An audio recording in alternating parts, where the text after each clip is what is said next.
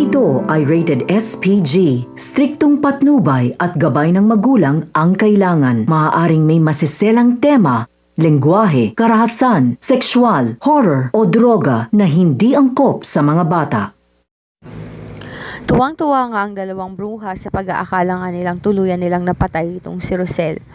Sinisingil naman sila ng kanilang ninutusan na tauhan upang sa ganoon nga ay makaalis na nga ito. Subalit nahuli din ito ng mga kapulisan. Sinabi pa nitong si Melania na wala siyang maibabayad dito kahit nadiin nga sa kaso itong si Melania, maging itong ang si Via.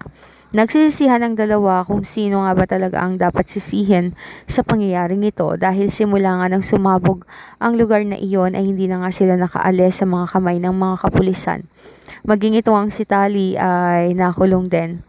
Sinubukan nga ni Tali na makiusap kay Tyrone ay iurong ang demanda laban sa kanya, subalit ayon kay Tyrone ay kitang-kita sa CCTV footage kung paano niya iniwan itong si Rosel sa lugar na iyon.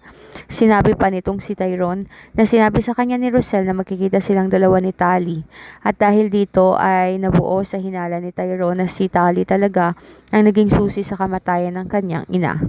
Iyak nang iyak noon itong si Tali dahil wala na siyang ibang mahihinga ng tulong.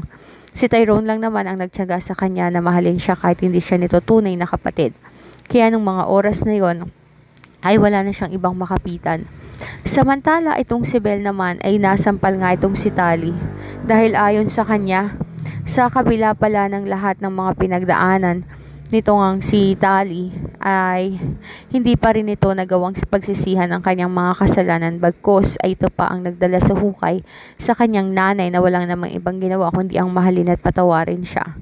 Dito na nagsinkin sa utak nitong si Tali kung gaano siya kasamang babae. Iyak nang iyak nga siya sa loob ng kulungan at parang depressed na hindi na alam kung ano ang gagawin.